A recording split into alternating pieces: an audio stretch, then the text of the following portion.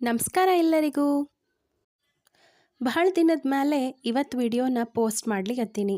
ಇವತ್ತು ನಮ್ಮ ಮನೆ ಒಳಗೆ ನಾವು ಮಣ್ಣೆತ್ನ ಅಮಾಸಿನ ಯಾವ ರೀತಿ ಮಾಡಿದ್ವಿ ಅನ್ನೋದನ್ನು ವಿಡಿಯೋ ಮಾಡಿ ಹಾಕೀನಿ. ನೋಡ್ರಿ, ಸಪೋರ್ಟ್ ಮಾಡ್ರಿ. ನಮ್ಮ ಭಾರತ ದೇಶ ವಿಶೇಷತೆಗಳನ್ನು ಹೊಂದಿರುವಂತಹ ದೇಶ.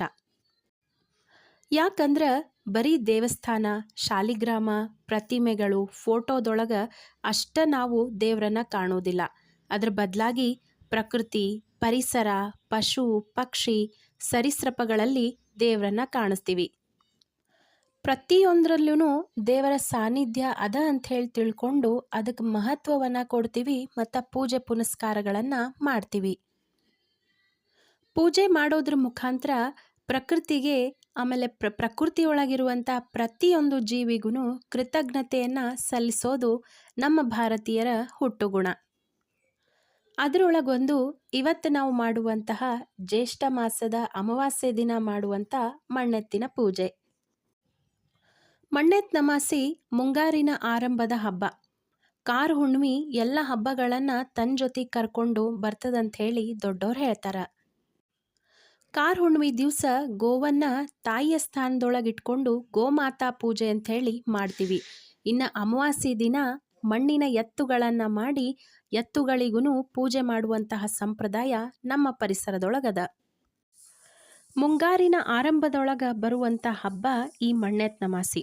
ನಮ್ಮ ಉತ್ತರ ಕರ್ನಾಟಕದೊಳಗೆ ಈ ಮಣ್ಣೆತ್ತಿನ ಅಮಾಸಿನ ಬಹಳ ವಿಶೇಷವಾಗಿ ರೈತರು ಆಚರಣೆಯನ್ನು ಮಾಡ್ತಾರೆ. ರೈತರು ತಮ್ಮ ಬದುಕಿಗೆ ಆಸರೆಯಾಗಿರುವಂಥ ಎತ್ತುಗಳಿಗೆ ಅಲಂಕಾರ ಮಾಡಿ ಪೂಜಾ ಮಾಡಿ ಸಂಭ್ರಮವನ್ನು ಪಡುವಂತಹ ದಿನ ಈ ಮಣ್ಣೆತ್ತಿನ ಅಮಾಸಿ. ಹಂಗಂಥೇಳಿ ಬರೀ ರೈತರು ಒಕ್ಕಲ್ತನ ಮನೆ ಇರೋರಷ್ಟ ಈ ಹಬ್ಬವನ್ನು ಮಾಡೋದಿಲ್ಲ. ಅದ್ರ ಬದಲಾಗಿ ಕೃಷಿಕರಲ್ಲದವರು ಸಹ ತಮ್ಮ ತಮ್ಮ ಮನೆಯೊಳಗೆ ಮಣ್ಣಿನಿಂದ ಎತ್ತುಗಳನ್ನು ಮಾಡಿ ಪೂಜಾ ಮಾಡೋದು ಇದರ ವಿಶೇಷ. ಯಾಕಂದ್ರೆ ರೈತ ಅನ್ನದಾತ. ಆ ರೈತನಿಗೆ ತನ್ನ ಹೆಗಲನ್ನು ಕೊಟ್ಟು ರೈತನ ಸಮನಾಗಿ ದುಡಿಯುವಂತಹ ಒಂದು ಕಷ್ಟಪಟ್ಟು ದುಡಿಯುವಂಥ ಒಂದು ಜೀವಿ ಅಂದ್ರೆ ಅದು ಎತ್ತು. ಇಂತಹ ಕಷ್ಟ ಜೀವಿ ಎತ್ತು ನಮ್ಮ ದಿನನಿತ್ಯದ ಆಹಾರ ಅಂತೂ ಈ ಎತ್ತುಗಳ ಶ್ರಮದಿಂದನ ಬರುವಂಥದ್ದು. ಹಾಗಾಗಿ ನಮ್ಮ ಹಿರಿಯರು ಎಷ್ಟು ಚಂದ ಈ ಎಲ್ಲ ಹಬ್ಬಗಳನ್ನು ಮತ್ತು ಸಂಪ್ರದಾಯಗಳನ್ನು ಮಾಡ್ಕೋತ ಬಂದಾರ. ಅದು ವಾತಾವರಣಕ್ಕೆ ತಕ್ಕಂಗೆ ಮಾಡಿದ್ದು ಬಹಳ ವಿಶೇಷ.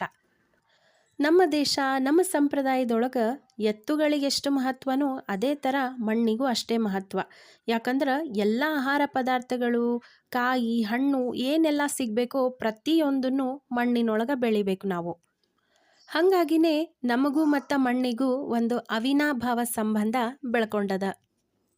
ಹಾಗಾಗಿನೇ ಆಷಾಢ, ಶ್ರಾವಣ ಮತ್ತು ಭಾದ್ರಪದ ಮಾಸದೊಳಗೆ ಕನಿಷ್ಠ 5 ಪ್ರತಿಮೆಗಳನ್ನು ಅಂದ್ರೆ ಮಣ್ಣಿನಿಂದ ಮಾಡಿದಂಥ ಪ್ರತಿಮೆಗಳ ಪೂಜೆನ ನಾವು ಮಾಡ್ತೀವಿ. ಅದು ಯಾವ್ಯಾವ್ದಂದ್ರೆ ಮಣ್ಣೆತ್ತಿನ ಅಮಾಸಿ ದಿನ ಮಾಡುವಂಥ ಮಣ್ಣಿನಿಂದ ಮಾಡಿದಂಥ ಎತ್ತುಗಳಾಗಿರ್ಬೋದು, ಆಮೇಲೆ ನಾಗರ ಪಂಚಮಿ ದಿವಸ ಮಾಡುವಂಥ ನಾಗಪ್ಪನ, ಆಮೇಲೆ ಭಾದ್ರಪದ ಮಾಸದೊಳಗೆ ಬರುವಂತಹ ಗೌರಿ ಮತ್ತು ಗಣಪತಿ, ಮತ್ತು ಗೋಕುಲಾಷ್ಟಮಿ ದಿನ ಮಾಡುವಂತಹ ಕೃಷ್ಣ. ಹಿಂಗೆ ಪ್ರತಿಯೊಂದನ್ನು ಮಣ್ಣಿನಿಂದ ಮಾಡಿ ಮಣ್ಣಿನ ಪ್ರತಿಮೆಗಳಿಗೆ ಪೂಜೆ ಮಾಡೋದು ಮತ್ತು ಮಣ್ಣಿಗೂ ಒಂದು ಮಹತ್ವವನ್ನು ಕೊಡೋದು ನಮ್ಮ ಸಂಸ್ಕೃತಿ. ಇಷ್ಟೆಲ್ಲ ವಿಶೇಷ ಇರುವಂಥ ಇವತ್ತು ಮಣ್ಣೆತ್ತಿನ ಅಮಾಸಿ ದಿನ ನಾವು ನಮ್ಮ ಮನೆಯೊಳಗೆ ಹೆಂಗೆ ಮಾಡಿದ್ವಿ ಅಂದ್ರೆ ಮುಂಜಾನೆ ಜಲ್ದಿನ ಎದ್ದು ಎಲ್ಲ ಪೂಜಾ ಪುನಸ್ಕಾರಗಳನ್ನು ಮುಗಿಸ್ಕೊಂಡ್ವಿ. ಯಾಕಂದ್ರೆ ಆಫೀಸಿಗೆ ಹೋಗಬೇಕು. ಮಣ್ಣೆತ್ತಿನ ಅಮಾವಾಸ್ಯೆ ಅಂದಮೇಲೆ ಮಣ್ಣಿನಿಂದ ಎತ್ತುಗಳನ್ನು ಮಾಡಲೇಬೇಕು. ಅವೂ ಮಾಡಿ ರೆಡಿ ಇಟ್ಟಿದ್ವಿ. ಇನ್ನು ಪೂಜಾಕ್ಕಂತೇಳಿ ಅರಿಶಿನ, ಕುಂಕುಮ, ಗೆಜ್ಜೆ ವಸ್ತ್ರ, ಮಲ್ಲಿಗೆ ಹೂವು, ಬಿಡಿ ಹೂವು, ಆಮೇಲೆ ನೈವೇದ್ಯಕ್ಕಂಥೇಳಿ ತೆಂಗಿನಕಾಯಿ, ಹಣ್ಣು, ಆಮೇಲೆ ಎತ್ತುಗಳಿಗೆ ಅಲಂಕಾರ ಮಾಡ್ಲಿಕ್ಕಂಥೇಳಿ ಅದ್ರ ಬೆನ್ನ ಮೇಲೆ ಹೊಚ್ಲಿಕ್ಕಂಥೇಳಿ ರೇಷ್ಮೆ ಬಟ್ಟೆ ಒಳಗೆ ಮುತ್ತುಗಳನ್ನೆಲ್ಲ ಜೋಡಿಸಿ ರೆಡಿ ಮಾಡಿದಂಥ ಥಡಿ ಎಲ್ಲನೂ ರೆಡಿ ಇಟ್ಟಿದ್ವಿ. ಸಮೀರ್ ಅವರು ಜಲ್ದಿನ ಎದ್ದು ದೇವ್ರ ಪೂಜಾ ಎಲ್ಲ ಮಾಡಿ ಆಮೇಲೆ ಮಣ್ಣೆತ್ತುಗಳಿಂದ ಅಂದ್ರೆ ಮಣ್ಣಿನ ಎತ್ತಿನ ಪೂಜಾನ ಶುರು ಮಾಡಿದರು. ಆಚಮನ, ಪ್ರಾಣಾಯಾಮ, ಸಂಕಲ್ಪದೊಂದಿಗೆ ಪೂಜಾ ಶುರು ಮಾಡಿದರು. ಮಣ್ಣೆತ್ತಿನ ಅಮಾಸಿ ದಿನ ಏನಂತ ಸಂಕಲ್ಪ ಮಾಡಬೇಕು ಅಂಥೇಳಿ ಆಚಾರ್ ಹೇಳಿದ್ದು ಒಂದು ರೆಕಾರ್ಡೆಡ್ ವಿಡಿಯೋ ಇತ್ತು. ಅದನ್ನು ನೋಡಿ ಪೂಜಾ ಮಾಡ್ಲಿಕ್ಕತ್ತಿದ್ರು. ಸಂಕಲ್ಪದ ಮಂತ್ರ ಕೇಳಿದಾಗ ನನಗಂತೂ ಆಶ್ಚರ್ಯ ಅನ್ನಿಸ್ತು ಮತ್ತು ಎಷ್ಟು ಅರ್ಥಪೂರ್ಣವಾಗ್ಯದಲ್ಲ ಈ ಸಂಕಲ್ಪದ ಮಂತ್ರ ಅಂಥೇಳಿ ಅನ್ನಿಸ್ತು. ಅದೇನಂದ್ರೆ ನಮ್ಮ ಕುಟುಂಬದವರಿಗೆಲ್ಲ ಒಳ್ಳೆಯದಾಗಲಿ ಅಂದ್ರೆ ಆಯುಷ್ಯ ಕ್ಷೇಮ ಆರೋಗ್ಯ ಎಲ್ಲ ಸಿಗಲಿ.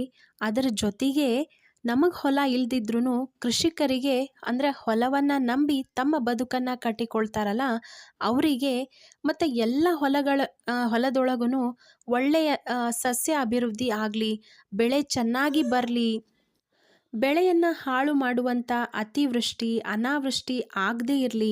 ಅದರ ಜೊತೆಗೆ ಇನ್ನು ಬೆಳೆಯನ್ನು ಅಂದರೆ ಚೆನ್ನಾಗಿ ಬಂದಂಥ ಬೆಳೆನ ನಾಶ ಮಾಡುವಂತಹ ಕ್ರಿಮಿ ಕೀಟಗಳ ಬಾಧೆ ಯಾವುದೂ ಆಗದೇ ಇರಲಿ, ಸಮೃದ್ಧವಾಗಿ ಬೆಳೆ ಬರಲಿ, ರೈತರು ಇದರಿಂದ ಖುಷಿ ಪಡಲಿ, ರೈತರ ಬಾಳುನು ಬೆಳಕಾಗಲಿ ಅಂಥೇಳಿ ಇಷ್ಟೆಲ್ಲ ಈ ಒಂದು ಸಂಕಲ್ಪದ ಮಂತ್ರದೊಳಗೆ ಇಷ್ಟ ಅರ್ಥ ಅದ ಅಂಥೇಳಿ ನನಗೂ ಖುಷಿನೂ ಅನ್ನಿಸ್ತು, ಆಶ್ಚರ್ಯನೂ ಅನ್ನಿಸ್ತು. ಹಾಗಾಗಿ ಈ ಭೂಮಿ ಒಳಗೆ ಸಿಗುವಂಥ ಮಣ್ಣಿನಿಂದ ನಾವು ಇವತ್ತು ಮಾಡಿದಂಥ ಮಣ್ಣೆತ್ತುಗಳನ್ನು ಪೂಜಾ ಮಾಡಿ ಈ ಒಂದು ಮಣ್ಣೆತ್ತಿನ ಮುಂದೆ ನಮ್ಮ ಪ್ರಾರ್ಥನೆಯನ್ನು ಸಲ್ಲಿಸೋದು ವಿಶೇಷ. ಮೊದಲೇ ರಂಗೋಲಿ ಹಾಕಿ ಅದ್ರ ಮೇಲೆ ಮಣಿ ಇಟ್ಟು ಮಣ್ಣೆತ್ತನ್ನ ಇಟ್ಟು ಅದ್ರ ಮುಂದೆ ಗೋದ್ಲಿ ಅಂಥೇಳಿ ಮಾಡ್ತಾರೆ. ಅಂದ್ರೆ ಮೇವುಗಳನ್ನು ಹಾಕಲಿಕ್ಕೆ ಇರುವಂಥ ಸ್ಥಳಕ್ಕನ ಗೋದ್ಲಿ ಅಂಥೇಳಿ ಕರೀತಾರೆ. ನಾವು ಅದನ್ನು ಮಾಡಿರಲಿಲ್ಲ. ಹಾಗಾಗಿ ಸಣ್ಣ ಸಣ್ಣ ಮರದೊಳಗನ ಅಕ್ಕಿ ಮತ್ತು ಬೆಲ್ಲನ ಹಾಕಿ ಅದ್ರ ಮುಂದೆ ಇಟ್ಟಿದ್ವಿ. ತುಪ್ಪದ ದೀಪ ಎಣ್ಣೆ ದೀಪ ಹಚ್ಚಿ ಆಮೇಲೆ ಅರಿಶಿನ ಕುಂಕುಮ ಆಮೇಲೆ ಗೆಜ್ಜೆ ವಸ್ತ್ರ ಹೂವು ಎಲ್ಲ ಹಾಕಿ ಪೂಜಾ ಮಾಡಿದರು.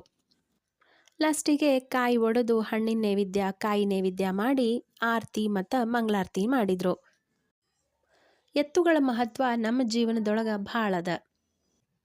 ಈಗೆಲ್ಲ ಬಸ್ಸು ಕಾರು ಆದರೆ ಹಿಂದಿನ ಕಾಲದೊಳಗೆಲ್ಲ ಎತ್ತುಗಳನ್ನು ಸಂಚಾರಕ್ಕಂಥೇಳಿ ಉಪಯೋಗಿಸ್ತಿದ್ರು. ಅಂದರೆ ಎತ್ತಿನ ಬಂಡಿ ಮಾಡಿ ಅದರೊಳಗೆ ಕೂತ್ಕೊಂಡು ಒಂದು ಊರಿಂದ ಇನ್ನೊಂದು ಊರಿಗೆ ಹೋಗ್ತಿದ್ರು. ಆಮೇಲೆ ಹೊಲದೊಳಗೆ ಬೆಳೆ ಬೆಳಿಬೇಕಾದ್ರೆ ಹೊಲ ಉಳ್ಬೇಕಾದ್ರೂ ಎತ್ತುಗಳ ಸಹಾಯನ ಪಡ್ಕೊಳ್ತಿದ್ರು. ಹಾಗಾಗಿ ನಂದೀಶ್ವರನ ಪ್ರತಿರೂಪ ಅಂಥೇಳಿ ಎತ್ತಿಗೆ ಪೂಜಾ ಮಾಡೋದು ನಮ್ಮದು ವಿಶೇಷ. ನಾವು ಸಣ್ಣವರಿದ್ದಾಗೆಲ್ಲ ಮಣ್ಣೆತ್ತು ನಮಾಸಿ ದಿನ ನಮ್ಗೆ ಶಾಲೆ ಸೂಟಿನೂ ಇರ್ತಿತ್ತು. ಅದ್ರ ಜೊತೆಗೆ ಮಣ್ಣೆತ್ತು ನಮಾಸಿ ಆದಮೇಲೆ ಮರುದಿನ ನಾವು ಸ್ಕೂಲಿಗೆ ಹೋಗ್ಬೇಕಾದ್ರೆ ನಮ್ಮ ಮನೆಯೊಳಗೆ ಮಾಡಿದಂಥ ಮಣ್ಣೆತ್ತನ್ನು ತೊಗೊಂಡು ಬರ್ರಿ ಅಂಥೇಳಿ ಸ್ಕೂಲ್ನಾಗ ಹೇಳ್ತಿದ್ರು. ಅವನ್ನ ತೊಗೊಂಡು ಹೋಗ್ತಿದ್ವಿ. ಅದರ ಜೊತೆಗೆ ಮಣ್ಣೆತ್ತು ಅಮಾವಾಸ್ಯೆನ ಯಾಕೆ ಮಾಡ್ತೀವಿ, ಅದನ್ನ ವಿಶೇಷ ಏನು, ಅದನ್ನೆಲ್ಲ ನಿಮ್ಮ ಅಪ್ಪ ಅಮ್ಮನ ಹತ್ರ ತಿಳ್ಕೊಂಡು ಬರ್ರಿ ಅಂಥೇಳಿ ನಮಗೆ ಮೊದಲೇ ಹೇಳಿರ್ತಿದ್ರು. ನಾವು ಮನೆಯೊಳಗೆ ಕೇಳಿ ಅದ್ರ ಬಗ್ಗೆ ತಿಳ್ಕೊತಿದ್ವಿ.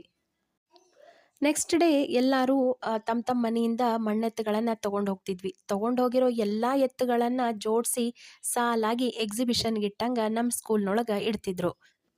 ಆಮೇಲೆ ಒಬ್ಬೊಬ್ಬರನ್ನ ಕರೆದು ಈ ಹಬ್ಬದ ವಿಶೇಷ ಏನು, ಇದ್ರ ಬಗ್ಗೆ ನೀವು ಮಾತಾಡ್ರಿ ಅಂತೇಳಿ ಹೇಳ್ತಿದ್ರು.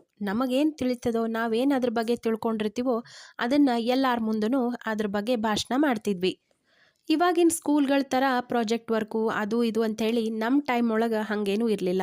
ನಾವೆಲ್ಲ ಓದಿದ್ದು ತಾಲೂಕು ಲೆವೆಲ್ ಒಳಗೆ ಇರುವಂಥ ಸ್ಕೂಲ್ ಒಳಗೆ. ಹಾಗಾಗಿ ನಮಗೆಲ್ಲ ಇದೇ ಒಂದು ಥರ ಪ್ರಾಜೆಕ್ಟ್ ವರ್ಕು. ಜೀರೋ ವೇಸ್ಟೇಜ್ ಒಳಗೆ ನಮ್ಮ ಪ್ರಾಜೆಕ್ಟ್ ವರ್ಕು ಮುಗಿತಿತ್ತು. ಅದ್ರ ಜೊತೆಗೆ ನಮ್ಮ ಸಂಸ್ಕೃತಿ ಏನು, ನಾವು ಯಾಕೆ ಈ ಹಬ್ಬಗಳನ್ನು ಮಾಡಬೇಕು, ಅದರಿಂದ ನಮಗೇನು ಸಿಗ್ತದೆ, ರೈತನ ಮಹತ್ವ ಏನು, ರೈತನಿಗೆ ಸಹಾಯವಾಗುವಂಥ ಈ ಎತ್ತುಗಳ ಮಹತ್ವ ಏನು, ಹೀಗೆಲ್ಲ ಭಾಳ ನಾಲೇಜಬಲ್ ಆಗಿ ನಮಗೆಲ್ಲ ಹೇಳ್ಕೊಡ್ತಿದ್ರು. ಬಹುಶಃ ಅವತ್ತು ನಮಗೆ ಅದ್ರ ಮಹತ್ವ ಅಷ್ಟು ಗೊತ್ತಿತ್ತೋ ಇಲ್ಲೋ, ಇವತ್ತು ಮಾತ್ರ ಎಷ್ಟು ಒಳ್ಳೆಯ ಸ್ಕೂಲ್ನೊಳಗೆ ಎಷ್ಟು ಒಳ್ಳೆಯ ವಾತಾವರಣದೊಳಗೆ ನಾವು ಕಲ್ತ್ವಿ ಅನ್ನೋದಕ್ಕೆ ಖುಷಿನೂ ಅದ, ಹೆಮ್ಮೆನೂ ಅದ. ಹೆಂಗೆ ಅನಿಸ್ತು ಇವತ್ತಿನ ಈ ನಮ್ಮ ಮನೆಯೊಳಗೆ ಮಾಡಿದಂಥ ಮಣ್ಣೆತ್ತಿನ ಪೂಜೆ? ಉತ್ತರ ಕರ್ನಾಟಕದೊಳಗೆ ಈ ರೀತಿಯಾಗಿ ಮಣ್ಣೆತ್ತಿನ ಅಮಾವಾಸ್ಯೆನ ಮಾಡ್ತಾರೆ. ಇನ್ನು ಈ ಕರಾವಳಿ ಬೇರೆ ಬೇರೆ ಭಾಗದೊಳಗೆ ಹೆಂಗೆ ಮಾಡ್ತಾರೋ ಅದು ನಮಗೆ ಗೊತ್ತಿಲ್ಲ. ನಿಮ್ಮ ಭಾಗದೊಳಗೆ ನೀವು ಯಾವ ರೀತಿ ಈ ಒಂದು ಮಣ್ಣೆತ್ತಿನ ಅಮಾವಾಸ್ಯೆನ ಮಾಡ್ತೀರಿ ಅನ್ನೋದನ್ನು ಕಮೆಂಟ್ ಮಾಡಿರಿ. ಹೆಂಗೆ ಅನಿಸ್ತು ಇವತ್ತಿನ ವಿಡಿಯೋ? ಈ ವಿಡಿಯೋ ಇಷ್ಟ ಆಗಿತ್ತಂದ್ರೆ ನಮ್ಮ ವಿಡಿಯೋನ ಲೈಕ್ ಮಾಡಿರಿ. ಹಾಗೆ ನಿಮ್ಮ ಫ್ರೆಂಡ್ಸ್ ಆ್ಯಂಡ್ ಫ್ಯಾಮಿಲಿ ಮೆಂಬರ್ಸಿಗೂ ಈ ವಿಡಿಯೋನ ಶೇರ್ ಮಾಡಿರಿ. ಮುಖ್ಯವಾಗಿ ನಮ್ಮ ಚಾನಲ್ನ ಸಬ್ಸ್ಕ್ರೈಬ್ ಮಾಡಿಕೊಂಡು ನಾವು ಹಾಕುವಂಥ ವಿಡಿಯೋಸನ್ನು ತಪ್ಪದೆ ನೋಡಿರಿ. ಮತ್ತು ಮುಂದಿನ ವಿಡಿಯೋ ಜೊತೆ ಏನೋ ಒಂದು ವಿಶೇಷತೆ ಇರುವಂಥ ವಿಡಿಯೋ ಜೊತೆ ಮತ್ತು ನಿಮ್ಮ ಜೊತೆ ಬರ್ತೀವಿ. ಅಲ್ಲಿ ತನಕ ಧನ್ಯವಾದಗಳು.